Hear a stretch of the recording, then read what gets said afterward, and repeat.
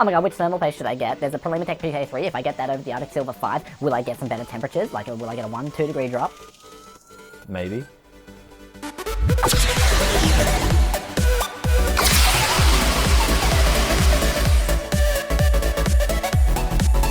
Welcome back to Tech Cities. Barank. I'm back to you guys today with a video about thermal paste. However, this time it's going to be 1 year on. So after buying the thermal paste, how does it perform 1 year or even more time after you've bought it? So the contenders here are Arctic Silver 5, Coolaboratory's Liquid Pro, Prolimatech PK3, some Animax stock heatsink paste with their Animax T40, and then we've got here some, I don't even know what this is, Bon Bond. This is some bottom of the barrel stuff. I mean, seriously, I don't really recommend using this unless you're just putting on an old junk CPU.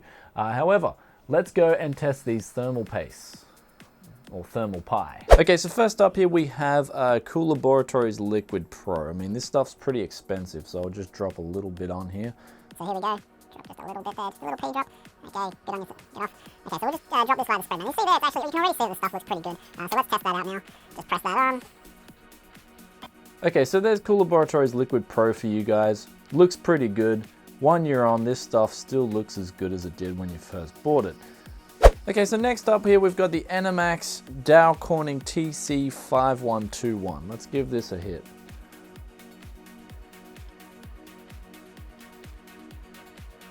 Just a little shake there.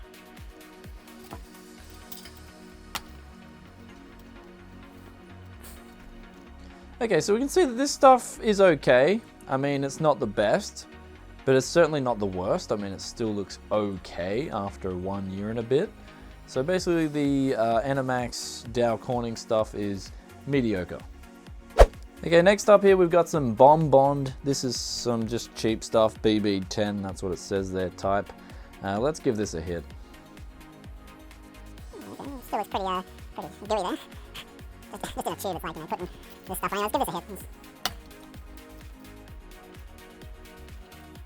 Okay, so there's the Bon Bond. You can see there it's not bad actually. It's still spreaded okay, despite being the application or the tubing being quite weird. It actually didn't do a bad job. Okay, so next up here we've got Arctic Silver 5, one of the most renowned thermal pastes in the business by far. And I guess that's mainly because of the fact that it's just reliable. And so anyway, let's just drop a little bit on here and see how good this stuff is. Okay, look at that, wow, like I was firstly saying, that stuff just spreads like, you know, smooth margarine, you know. Wow, okay, let's just test it here. Okay, so there's Arctic Silver 5. Wow, look at that. Hands down the best result of all these thermal pastes so far. I mean, look at that. You just see the thermal paste is just spreaded really evenly there. There's no holes or anything in between where the paste has been, well, pressure has been applied. So anyway, Arctic Silver 5 so far is definitely a big winner. Anyway, let's move on now to the last contestant here.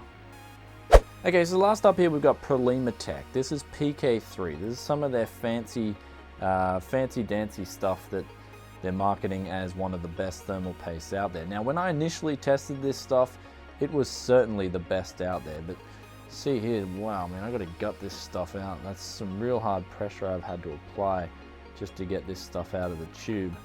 Anyway, there it is on there. You can see there, it just looks like rubber. But anyway, let's apply some pressure here and let's see what we get.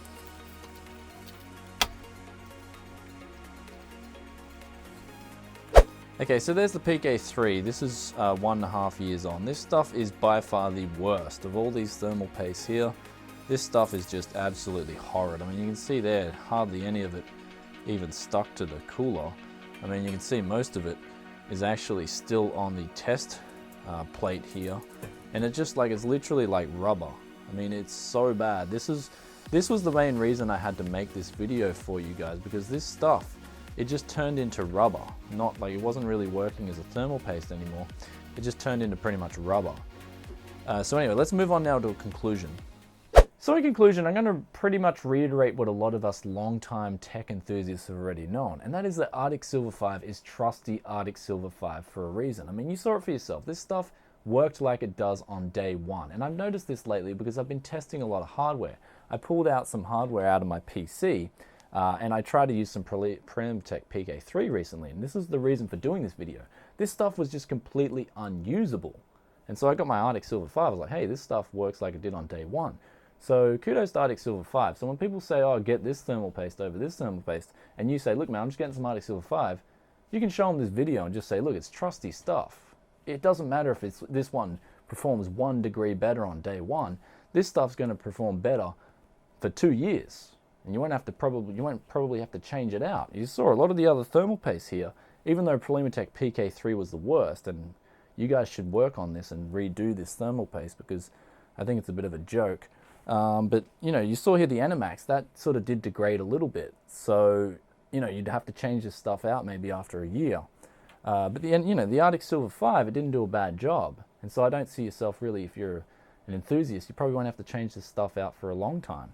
So that definitely is today's winner. The Coolaboratory's Liquid Pro as well, that performed really well. Just maybe a little slight degradation over when I first got it. So that was definitely gets a worthy mention there. That was pretty good stuff as well. But the Bon Bond as well, that wasn't too bad. This was the wild entry card. Sorry, I'm laughing because this stuff wasn't too bad. I mean, I wouldn't recommend it for an enthusiast builder, but for someone maybe doing a lot of work, because this stuff's dirt cheap. It was like $2 for, 10 grams of this stuff. I think $1.50 actually. So for someone building computers all the time and not overclocking them, this stuff would be fine. But anyway, all in all, guys, I hope you enjoyed the video. Take what you will out of it, but yeah, be careful with what thermal paste you choose. There's a big difference between day one and 2 years on. Just keep that in mind. I found that with my Arctic Silver 5, and especially with the PK3. The Arctic Silver 5 was amazing. The PK3 was a loser.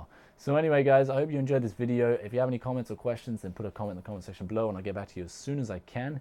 And I'll catch you with another tech video very soon. Bye.